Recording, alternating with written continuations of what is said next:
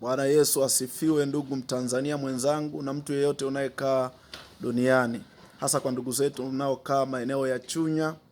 Ninakukaribisha sana katika ibada zinazoendelea mahali hapa EAGT kituo cha uzima au EAGT Eternal Life Christian Center Mwaka Mbonja Kiwanja. Tunakukaribisha sana hapa ndugu mpendwa, wewe ambaye bado hujampa Bwana Yesu maisha yako. Ni saa yako njema kumwamini Yesu kwa Bwana Mwokozi wa maisha yako.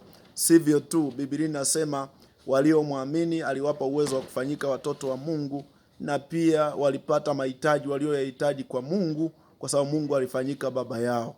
Unasumbuliwa na magonjwa, unasumbuliwa na aibu mbalimbali za dunia hii, mateso mbalimbali ya dunia hii, usijikatie tamaa, usijiue. Mwamini Yesu, yeye ni tumaini la kweli, yeye ni uzima wa kweli. Furaha timilifu haipatikani duniani.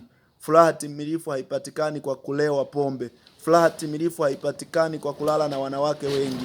Furaha timilifu haipatikani kwa kujihusisha na dhambi za dunia hii.